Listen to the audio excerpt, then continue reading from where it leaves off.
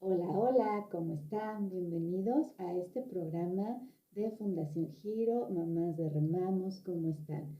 Les doy la más cordial bienvenida a este programa donde vamos a tratar un tema que es importante y que a la fecha ha resultado y se ha convertido en una situación muy preocupante para las mujeres y las personas que ejercemos el cuidado de pacientes crónico-degenerativos con discapacidad que requieren atención y cuidados permanentes 24/7. La crisis del cuidado. ¿Qué es la crisis del cuidado? Fíjense muy bien, la crisis del cuidado ha repercutido en una realidad que ha cambiado conforme al paso del tiempo de esta manera.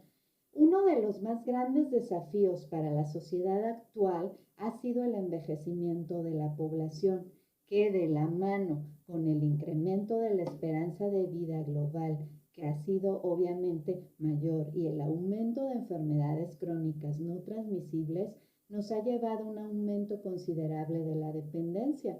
Esto quiere decir que hay cada vez más enfermedades que no son transmisibles, que son parte del deterioro paulatino de la edad, que es parte del envejecimiento y del estado natural en el cual los seres humanos estamos envejeciendo cada vez en mayor cantidad de condiciones de enfermedad y por lo tanto estamos siendo cada vez más dependientes cuando somos adultos mayores o cuando enfermamos de que alguien nos cuide.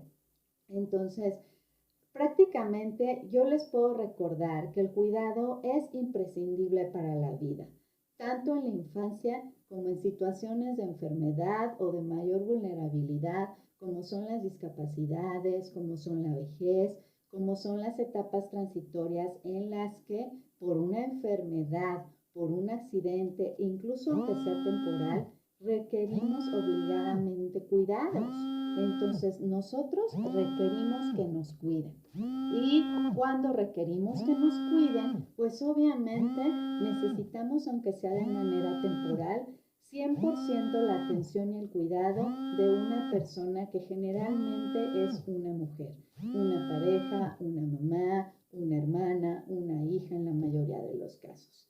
Yo, bueno, les puedo platicar que con el paso del tiempo el tipo de familias han cambiado. Ahora tenemos familias que no nada más es la tradicional familia nuclear conocida y reconocida, que es papá, mamá, hijos, hombre, mujer, hijos. Ya tenemos una diversificación de familias muy extensa, desde familias homoparentales formadas por dos hombres o dos mujeres, hasta familias extensas donde no sé si recuerden, como en la película de Encanto, donde una familia muy grande vive junta y la conforman abuelos, abuelas, hijos, los hijos con sus respectivas familias, obviamente nietos, y se vuelve una familia que ya no es nuclear, ya es una familia completamente extensa, que es todo el conjunto viviendo dentro de una misma casa. Y volvemos a la familia del esquema tradicional de muy antaño, donde era muy común familias viviendo en esas condiciones, por comodidad, por cuestiones económicas, por cuestiones sociales, a veces por tradición, incluso hay muchas familias mexicanas. Ahorita que retomo películas, me acuerdo de Encanto, me acuerdo de Coco, donde todas las familias vivían juntas, sobre todo en pueblos muy tradicionales de nuestro México y de otros países latinoamericanos que tienen ese mismo esquema. Entonces, bueno, a la par que las familias fueron cambiando, también se fueron dando cambios sociopolíticos. Obviamente, además de la que las mujeres empezamos a crecer y a ocupar más lugares de trabajo remunerado fuera de casa, porque antes la mayoría de las mujeres, y no todas, se dedicaban exclusivamente al trabajo del hogar. Su trabajo era 100% estar en casa, cocinando, limpiando, lavando y atendiendo a la familia. Y obviamente criando. El hombre era solamente una persona que era un proveedor y acudía a la casa prácticamente por breves periodos de tiempo, interactuando muy poco con los hijos y sobre todo pues quedándose a un lado sin ningún interés de participar en cuestiones del hogar ni en cuestiones de crianza de los hijos. Entonces, eso cambia a raíz que la mujer sale a trabajar por la necesidad de subsistir económica, porque ya no alcanza un sueldo y porque obviamente eso generó una estructura social y una dinámica en la que obviamente el mercado laboral cambió porque entonces ya estuvimos a la par mujeres y hombres trabajando, cada uno a su manera y en diferentes espacios, algunos muy restringidos para las mujeres, otros más abiertos. Y bueno, es algo muy bueno y fue muy importante darnos cuenta de los espacios que ocupamos las mujeres, pero bueno, a la par nos damos cuenta que fue inicialmente por una necesidad. Todos estos cambios, pues obviamente hicieron necesario afrontar importantes aspectos respecto al cuidado de las personas mayores y de las personas dependientes, que definitivamente nos hicieron darnos cuenta que los problemas derivan de esta crisis de cuidados actualmente por todo lo que ha pasado en el contexto de los cuidados. El tema del cuidado informal, obviamente somos quienes seguimos trabajando, cuidando dentro de casa, independientemente de que tengamos o no un trabajo fuera de casa. Y obviamente, si tomamos en cuenta que la mayoría de las personas cuidadoras somos mujeres, nos damos cuenta que es necesario incluir una perspectiva de género para poder analizar la situación. Es verdad, el cuidado es un tema feminista y es un tema que va a la par del mismo camino del trabajo doméstico, porque es un trabajo generado y realizado por mujeres y es un trabajo que nos habla desde las entrañas del origen del feminismo, de los derechos y también más que de los derechos, de la participación activa de las mujeres, que son las que realizan las actividades que sacan a flote esa cuestión social y económica. Entonces, bueno, obviamente, si yo me voy otra vez a cifras, bueno, les digo que las cuidadoras, obviamente somos mujeres en un 90%. La vejez, la enfermedad, la discapacidad, la dependencia de muchas personas, obviamente van en aumento en este mundo. Entre el 80% y el 90% de los cuidados de estas personas que necesitan que las cuiden se desarrollan en el ámbito del hogar, las cuidamos en la casa. Cuando tenemos un paciente que necesita cuidado, se le cuida en casa, ¿verdad? No se le cuida en espacios abiertos, públicos, no se le cuida en hospitales, obviamente es imposible. Se le cuida en las casas. Cuando es algo temporal, también se le cuida en la casa. Entonces, el sistema sanitario siempre va a depender en gran medida del trabajo de estos tipos de cuidados. Es imposible que se cuide en hospitales si es una condición crónica. Yo, por ejemplo, como mamá o cualquiera de mis compañeras, no podríamos irnos a vivir a un hospital para ahí estar con nuestro paciente cuidándolo, porque ocuparíamos un espacio que es inútil para nosotros y que le es útil a otra persona que sí necesita atención médica y porque generaría costos a largo plazo. Sería como vivir eternamente en un hospital. Entonces, ¿qué hacemos? Las mamás, las cuidadoras, las hijas con sus adultos mayores, nos capacitamos en temas geriátricos, en temas PC, para obviamente poder hacer esos cuidados que se hacen en un hospital en la casa. A eso me refiero mucho cuando hablo de cuidados médicos. Bueno, también pues les puedo decir que junto con las transformaciones sociales, las consecuencias del cuidado informal sobre la persona que cuida obviamente han sido devastadoras. En la mayoría de los casos nos hemos dado cuenta que esta sobrecarga de cuidados se va afectada negativamente por la capacidad de las familias y cada vez la capacidad más deteriorada de las cuidadoras de seguir realizando sus labores de cuidado. ¿Por qué? Porque las cuidadoras vamos enfermando, nos vamos cada vez cansando y viviendo con más agotamiento. Entonces, esto está llevando, como les comento, a que cada vez la crisis sanitaria radica en que cada vez más personas en el mundo requieren y necesitan que las cuiden por todas las condiciones, enfermedades que ya les comento. Y cada vez menos personas estamos en condiciones de cuidar a otras personas porque cada vez menos personas podemos seguir cuidando porque estamos enfermas, porque adquirimos otras enfermedades también, porque al final del día somos humanos, no somos robots y por nuestra condición obviamente no podemos seguir cuidando. Entonces también nosotros nos volvemos del otro lado a transformarnos en pacientes que necesitan cuidado. Entonces estamos hablando de que en un futuro no muy lejano, yo creo mínimo de 5 o 10 años, vamos a ser el 80% de la población que va a requerir cuidados y solamente el 20 o 10 va a poder cuidar.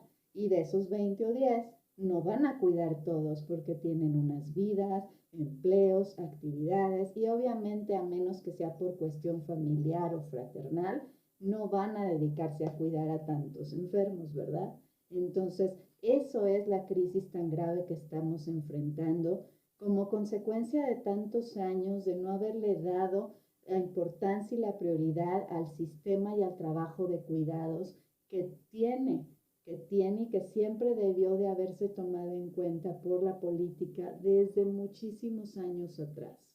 Se permitió que las mamás, que las mujeres nos fuéramos saturando de actividades, que trabajáramos afuera y adentro de la casa, se invalidó nuestras necesidades personales, todo lo que nosotros necesitábamos y requeríamos para poder cuidar, pero también para poder vivir en paz, sanas, atendernos médicamente, psicológicamente, emocionalmente y cubrir nuestras propias necesidades. Entonces, el cuidador, la cuidadora, nos volvimos robots, nos volvimos máquinas al servicio de cuidar, sin que le importara el Estado, sin que le importara las instituciones, sin que le importara a quienes debían protegernos y que ahora nos enfrentamos a este grave problema.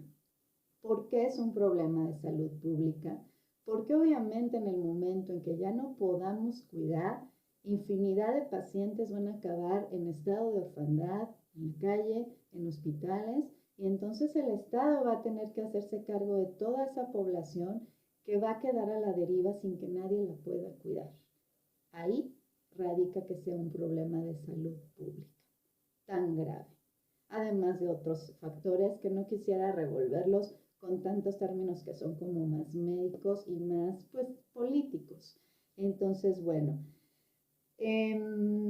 prácticamente el modelo de cuidados informales se fue afectando negativamente, como les digo, para que las cuidadoras pudieran seguir cuidando. Hoy en día es reconocida ya la figura del cuidador informal, es crucial para el bienestar de las personas dependientes.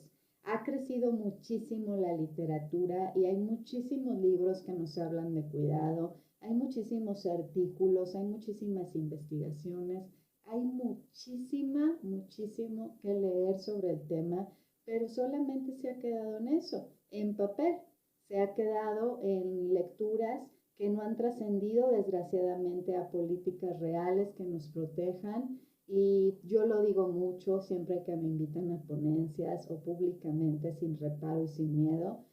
Mientras todos hablamos y mientras se hacen foros y mientras se toca el tema y mientras los políticos, los diputados, los senadores lo ahondan, las mujeres cuidadoras seguimos cuidando sin calidad de vida, sin dignidad, sin autocuidado.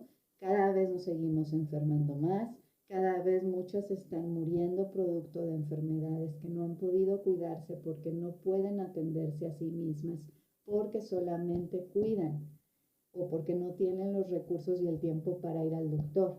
Y en otros casos mucho más graves, muchas mujeres cuidadoras deciden terminar con su vida cuando llegan a un punto de colapso mental y psíquico donde ya no pueden manejar la realidad a la que se están enfrentando, donde ya están rebasadas y donde el dolor a nivel emocional y a nivel anímico, a nivel mental, es tan grande que ya no les permite ver más allá de una posibilidad de arreglar o de poder salir adelante.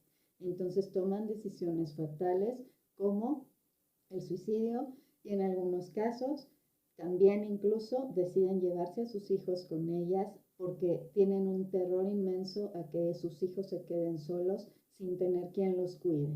Entonces, esos son casos extremadamente dolorosos y son los casos que ya no podemos seguir ignorando ni como sociedad, ni como gobierno, ni simplemente al ver a una persona que necesita apoyo porque es cuidadora.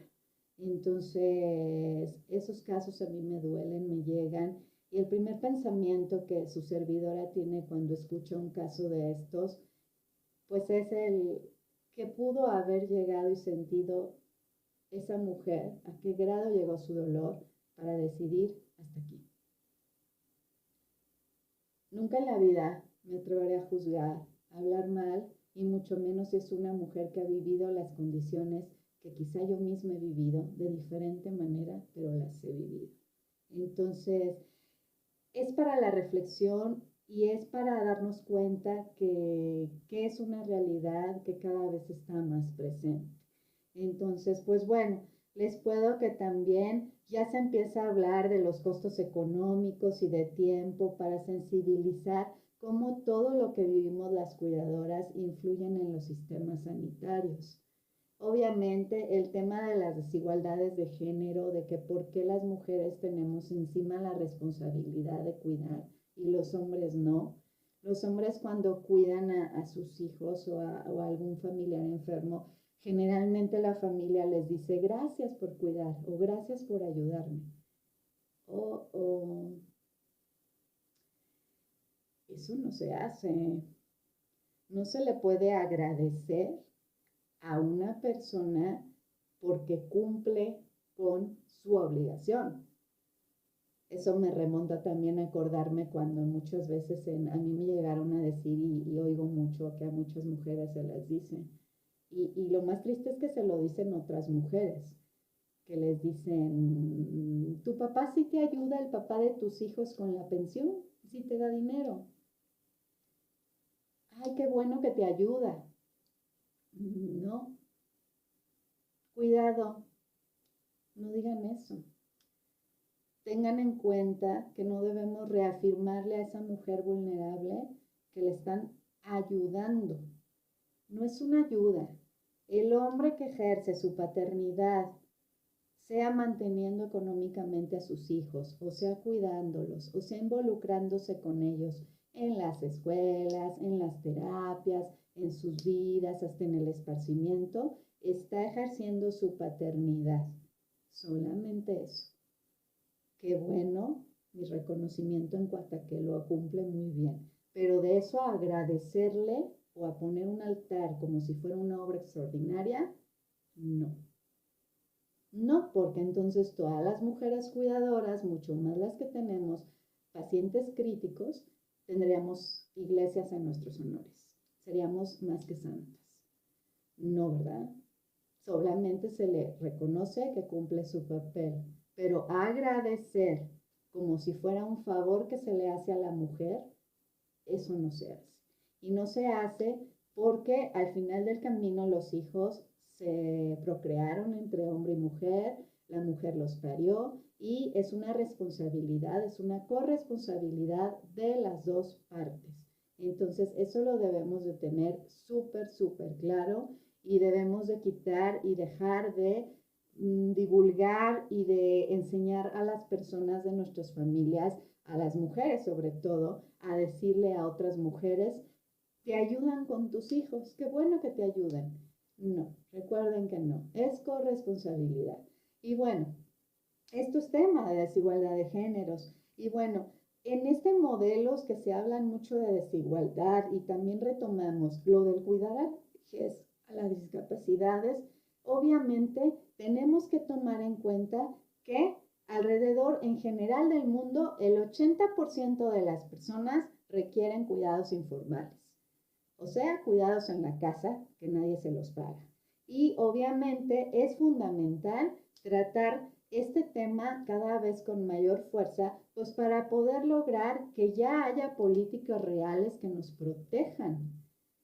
Las crisis de los cuidados es un tema de salud pública y es un reto muy importante que si no se resuelve y no tiene soluciones ya efectivas en este siglo, prácticamente vamos a seguir muriendo cuidando.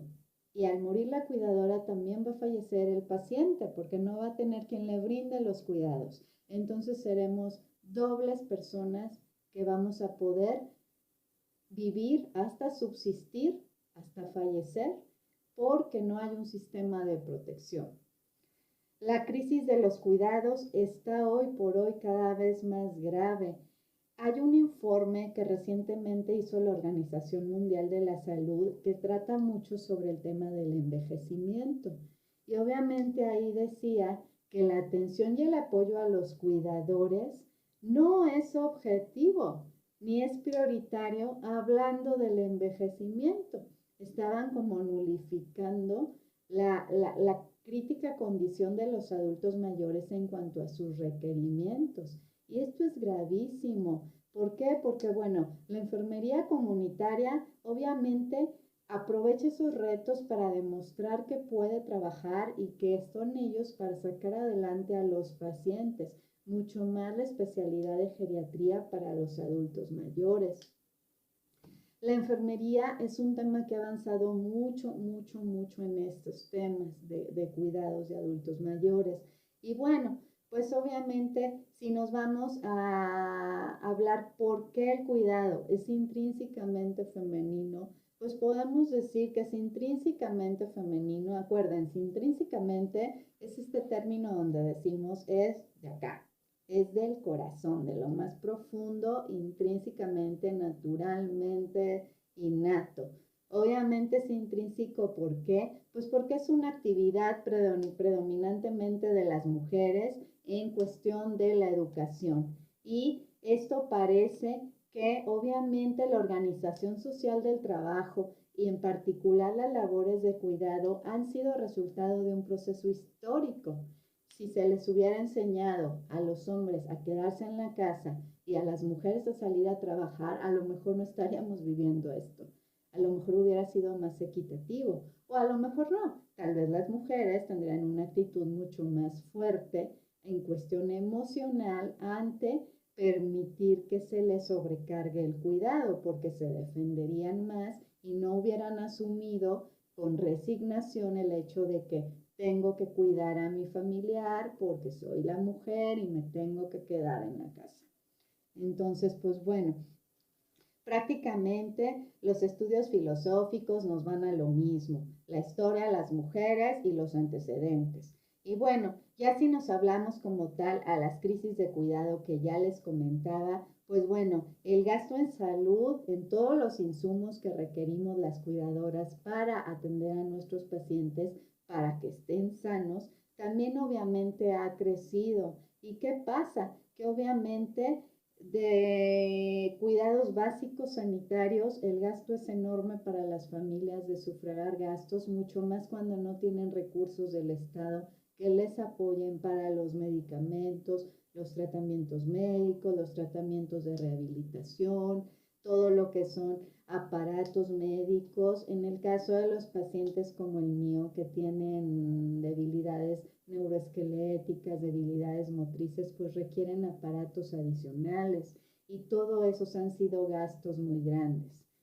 Obviamente, ayer fíjense que estaba en la expo con mis compañeras, en la expo del Instituto de las Mujeres, se nos acercaron unos niños que venían con su abuelita y a los niños les llamó mucho la atención que en uno de los stands de una de mis compañeras, pues ella vende miniaturas de Barbie, juguetes miniatura, y había unas sillas de rueda de juguete. Y yo se las enseñé a la niña y le dije, mira, ¿tú sabes para qué es esto? Y me dijo, para un niño que no puede caminar. Ok, tú sabes que hay niños que no pueden caminar y que necesitan esto, pero también son niños y también juegan, van a la escuela, caminan, aunque no puedan caminar físicamente, me refiero a que ruedan y a que tratan de acercarse y de desplazarse. Me sorprendió la niña, me sorprendió la seguridad con la que dijo, sí, yo he conocido amigos que no pueden caminar. Y nos damos cuenta entonces cómo las infancias muchas veces están siendo preparadas ahora sin que nadie les explique tanto por la realidad que están viendo y lo que están enfrentándose y definitivamente a veces hay más naturalidad y empatía en ellas que en los mismos adultos. Entonces, esa es la única manera de rescatar esas generaciones, con esa educación y con ese feminismo positivo en el cual les enseñamos a las niñas a prepararse y si van a cuidar, sean cuidadoras, que en un futuro tengan armas y que el cuidado no sea una piedra que las esté aplastando continuamente y que no les permita autorrealizarse, como nos ha ocurrido a muchas mujeres de la sociedad actual, a nuestras madres, a nuestras abuelas. Entonces, hoy en día, pues bueno, la proporción de los cuidados informales varía de país en país. Las tendencias de cómo es el cuidado y por qué en unos países el cuidado informal es más pesado y hay menos apoyos que en otros, pues sí varía obviamente de las políticas sociales, de la responsabilidad del Estado ante los cuidadores, las estructuras familiares, los niveles de ayuda intergeneracional.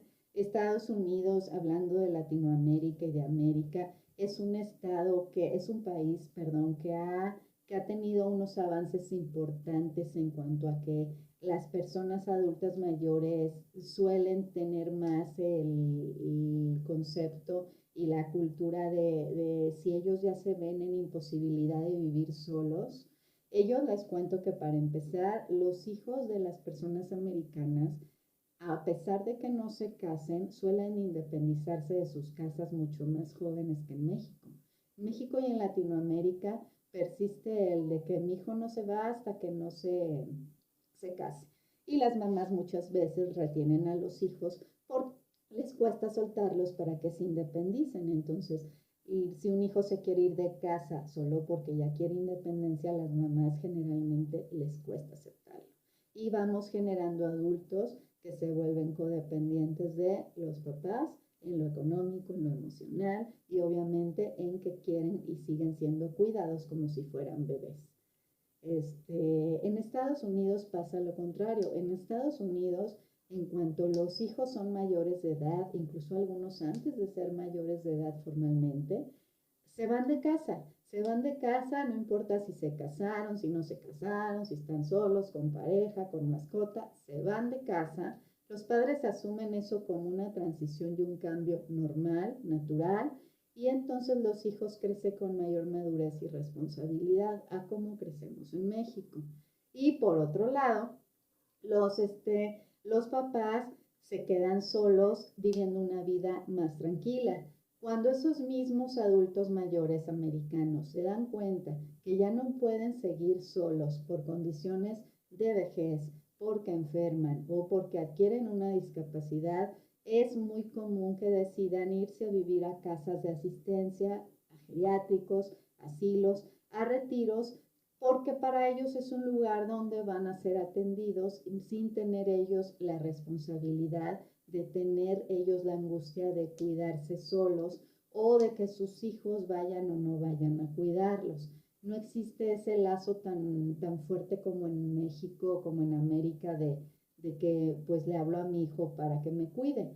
No, ellos asumen que su hijo ya tiene una vida, quizá el hijo esté al pendiente de ellos, pero no hay una codependencia emocional con el hijo. El adulto se va, asume el lugar de descanso, de retiro, no como un asilo horrible ni como una cárcel, sino como un lugar donde va a ser atendido. Esa es la importancia. Esa es la diferencia porque entonces el adulto obviamente, aunado a que tienen más protección del Estado, va a poderse desarrollar y va a poder vivir y ser atendido con menos culpas emocionales, con menos carga, incluso con menos violencia de la que se puede generar en una familia cuando el cuidado es forzado, cuando los hijos cuidan a los familiares porque no tienen de otra, porque están obligados y que puede generar eso, que el cuidado no se realice con amor, el cuidado se realice de cierta manera con hastío, con violencia y eso puede generar pues tratos que no son adecuados a las personas vulnerables. Hay momentos que todo cuidador nos cansamos, hay momentos que estamos hartos, hay momentos que el sentirte mal en tu salud y en tu cuidado te puede llevar a maltratar al paciente y es natural y creo que no debemos ser juzgados a pesar de ello por nadie porque solamente nosotros sabemos lo duro que es el cuidado, pero obviamente en esos tiempos, yo siempre digo tiempo fuera, aléjate hasta que estés más tranquilo. Entonces, fíjense cómo la cultura sigue permeando las diferencias. En España, bueno, si hablamos de España y de Europa, España es el país con el que la Red Nacional de Cuidados en México y los colectivos que trabajamos en esto tenemos más contacto y tenemos una ideal de ver cómo ahí las personas con discapacidad forman parte de la comunidad. Eso quiere decir que la persona no nada más está a cargo de que la cuiden y la supervisen sus familias, también la supervisan y la cuidan sus vecinos. El Estado proporciona a los cuidadores una pensión, podríamos decirle, un sueldo mensual para que ese cuidador no trabaje fuera de casa, pero con esa pensión mensual pueda subsistir gastos, digamos que el Estado le está pagando por cuidar a su propio familiar y ahí está siendo corresponsable el Estado. Y les digo que la persona es persona que requiere cuidados de toda la comunidad, porque por ejemplo hay muchos lugares donde se vive en comunidad, vamos a suponer un espacio como si en México fuera una privada de casas o una colonia, donde obviamente los chicos, sobre todo los chicos con síndrome de Down y con discapacidad intelectual, salen a la calle, a sus escuelas, a realizar sus cosas, a lo que necesiten, pero obviamente los vecinos supervisan que se vaya en el camión, que se dirija a donde llegue, que esté seguro, se está en contacto entre ellos para saber que la persona llegó bien, si la persona necesita algo, pues que pueda cualquiera acudir a ayudarlo. Y entonces la persona que lo cuida, quizás su mamá o su familiar directo, se siente menos cansado y con menos responsabilidad cognitiva sobre de que sabe que si su hijo requiere algo, pues obviamente la comunidad, los vecinos, la sociedad están para ayudarlo. Entonces, la carga es menor para la persona cuidadora, sobre todo para las mamás. Por lo tanto, tienen calidad de vida y por lo tanto, obviamente, envejecen con más dignidad las cuidadoras y llevan una vida un poco más tranquila. A diferencia de que en México y en Latinoamérica, como solos estamos, pues solos estamos siempre saturados y a la expectativa de todo lo que hay que resolver. Entonces, pues bueno, la sobrecarga del cuidador, se los he dicho miles de veces, la sobrecarga es obviamente extensa, que habla de todas las consecuencias físicas, psicológicas y emocionales que sufrimos las personas cuidadoras conforme pasan los años y que se acentúan y se agravan con el proceso natural de envejecimiento que nosotros tenemos, porque no somos eternos y porque desgraciadamente con el tiempo vamos envejeciendo y ya no tenemos la misma fuerza, la misma paciencia, la misma entereza, la misma capacidad de cuidar como la teníamos al principio. Entonces todo eso es la sobrecarga de cuidados. Pues bueno, si hablamos de síntomas, yo lo he dicho muchas veces, el impacto refiere obviamente que las dolencias físicas más comunes que encontramos son dolores y complicaciones osteomusculares, sobre todo de quienes manejamos peso y cargamos. Obviamente estrés, insomnio, dolor de cabeza, ansiedad. Generalmente más del 60% se dice que la salud se ha deteriorado y el 80% se sienten deprimidas. Obviamente hay muchos cambios somáticos y en cuanto a la mortalidad, la esperanza de vida es mayor en las mujeres cuidadoras que en los hombres. Pero las mujeres cuidadoras obviamente tienen más problemas de salud crónicos y sus patologías, sus enfermedades son menos reconocidas, obviamente, que las de los hombres, a pesar de que muchas veces son más evidentes. Al comparar, pues bueno, prácticamente a las mujeres nos lleva el tren para todo y a los hombres medio a veces no, salvo casos pues únicos o atípicos. En general, pues las mujeres no tienen tiempo de practicar menos ejercicio físico, no tienen mucho menos tiempo para recreación, para descanso reparador, para salir de la casa, para tener una vida social activa. Lo de la vida social es muy importante enfatizarlo. A mí varias veces me han preguntado por qué pelean que necesitan tiempo para salir o para hacer vida social. No es hacer vida social, compañeras. Implica que el derecho al uso del tiempo propio y del cuidado digno es un derecho humano. Entonces, las mujeres cuidadoras tenemos derecho a tener tiempo libre para nosotras, tiempo libre donde mentalmente no tienes el peso y el pensamiento continuo de que tienes que cuidar a alguien y te estás preocupando por las necesidades de otra persona. Solamente estás sin pensar en nada, disfrutando tiempo en algo que a ti te guste, que puede ser desde una actividad recreativa, deportiva, hasta la que tú desees, pero donde tu mente esté tranquila y limpia y donde no tienes en la conciencia la carga y la responsabilidad del cuidado. Cuando las mujeres después de mucho tiempo empezamos a tener tiempos de ocio, después de mucho tiempo de haber cuidados, nos sentimos incluso culpables. Muchas mujeres cuidadoras después de muchos años, la primera vez que salen a, no sé, a tomar un café, al cine, que van a hacer algún deporte, que cualquier cosa que sea de tiempo libre, se sienten culpables. Incluso hay muchas que se resisten a hacerlo o que empiezan y ya se quieren regresar a cuidar porque se sienten culpables y eso genera que se sientan que no merecen tener el derecho de salir, divertirse un poquito, descansar y tener ocio.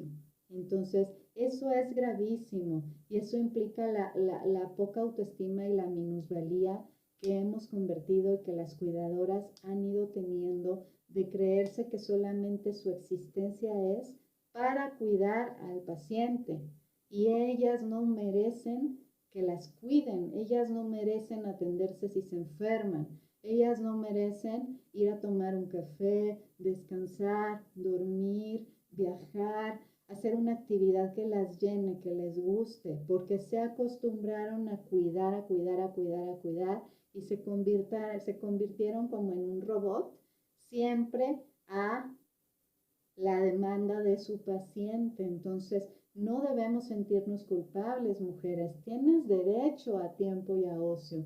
Y tu cuerpo y tu mente necesitan desconectarse de la responsabilidad de cuidar para poder seguir viviendo y para que la sobrecarga de cuidado sea menos fuerte para ti y puedas continuar antes de desembocar en una crisis de salud, sobre todo en una crisis psiquiátrica o en una crisis mental. Entonces, es algo que es simple, pero es muy vital y que a mí siempre me ha preocupado mucho. Yo lo percibo desde el momento en que, sobre todo cuando se me acercan mamás nuevas o conozco mamás nuevas y me dicen, yo les pregunto, ¿cómo estás? Y el 80-90% de la respuesta, sobre todo cuando son mamás que vamos empezando el proceso, es, pues fíjate que a mi hija le pasó esto y ayer la crisis se convulsionó y el hospital y el doctor me dijo, y el discurso es otra vez el paciente, el hijo, el papá, el hermano, el paciente, el paciente, el paciente. Y yo volteo y con mi característico estilo, seria, sarcástica, les digo, te pregunté cómo estás tú, no cómo está tu paciente. Muchas se sorprenden. Tuve un caso de una señora que estalló en llanto cuando le dije eso. La verdad me sentí un poco culpable, sentí que fui muy directa hacia ella, le pedí disculpas y logramos platicar y es cuando me quedo pensando. Las cuidadoras nos hemos acostumbrado a ser robots que vivimos para cuidar, para atender, para servir al paciente. Llenas de amor, porque el amor es lo que nos ha mantenido vivas, pero no nos va a permitir ni seguir viviendo con dignidad, ni seguir recuperando todo lo que hemos perdido en el camino, ni nos va a permitir mucho menos vivir y pagar gastos. Por eso debemos de romantizar el cuidado. Eso es desromantizar, porque ni Dios baja y nos ayuda con nuestros hijos. Él nos pone los medios, pero no nos ayuda directamente. Ni el amor nos va a bastar para seguir ejerciendo el cuidado en este mundo que está cada vez más colapsado, más complicado y más difícil de afrontar en respecto a todos los retos que tenemos, porque antes teníamos encima una bola de nieve de problemas, las mujeres cuidadoras que enfrentar. Esa bola ya es grande, porque se fue conformando de todo lo que el Estado nos trajo, de todas las dificultades de la vida real, de las mismas complicaciones de las enfermedades, de la vejez, de todo, y eso es lo que está colapsando este sistema nacional. No podemos seguir así. No podemos seguir así y pues bueno, ya quiero cerrar prácticamente invitándolas a reflexionar, a entender y a retomar el decirles mamás, sobre todo si me están escuchando y este video llega a mujeres que están con diagnósticos recientes de sus hijos o de sus adultos mayores que están en deterioro cada vez más. Y recordarles, somos seres humanos, somos mujeres y somos seres que necesitamos también y merecemos cuidados. De toda esta nueva tendencia de investigación, nos debe recordar que los roles familiares de cuidado tradicionales ya no deben de existir, que las identidades de género, de que tú eres mujer y por ser mujer te tocó hacerlo, ya no son inmutables, ya no son universales y se están cambiando y se tienen que seguir adaptando a las nuevas necesidades que tenemos en las familias reales hoy por hoy. Las familias ya cambiaron, cada esquema y familia trabaja diferente y obviamente tenemos que adaptarnos. Cuando llega la discapacidad o un adulto mayor en condición crítica a una familia, la familia se reestructura y todas las personas se reestructuran en base a las necesidades de quien requiere cuidados. También hay que reestructurarnos en base a las necesidades de la cuidadora. Si eres un papá, si eres un hermano, si eres otra persona familiar, no nada más son las necesidades del paciente. Las necesidades de la cuidadora deben de estar al mismo nivel.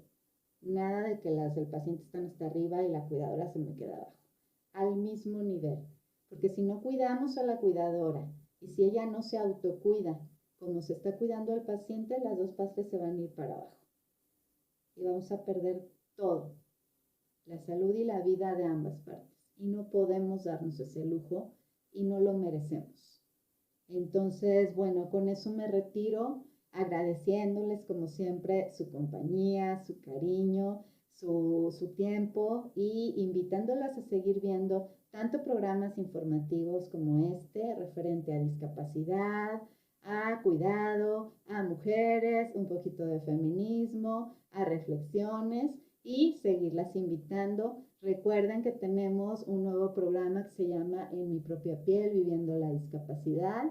Tenemos ya el programa y estamos preparando el segundo programa con un gran invitado, que es un chico que su nombre es Jules y es un chico que adquirió una discapacidad recientemente y que quiere darles un testimonio y que quiere contarles cómo ha sido el camino y lo que quiere hacer de aquí en adelante conforme lo que ahora la vida le puso enfrente.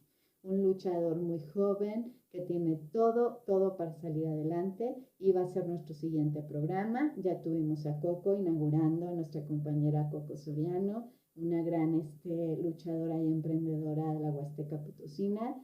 Y bueno, también a la par seguimos con los remamos, que son los programas donde mamás hablan de sus experiencias y también tocamos temas referentes a las vivencias en multiplicidad de variantes. Y también, pues bueno, tenemos textos informativos y seguimos a la par con muchas actividades, todas virtuales, pero con toda la energía, el movimiento de personas con discapacidad. Estamos también en las coaliciones para el cuidado, con los colectivos a nivel nacional y seguimos en capacitaciones continuas. Les agradezco mucho su atención y espero verlos muy pronto en el siguiente programa. Recuerden, tenemos que seguir maternando en este mundo de la discapacidad, pero maternando con mucha entrega y sobre todo cada vez con mayor conocimiento y mayor conciencia de lo que merecemos y de lo que necesitamos las mujeres cuidadoras. Muy bonito día, que tengan un descanso hermoso. Bye bye.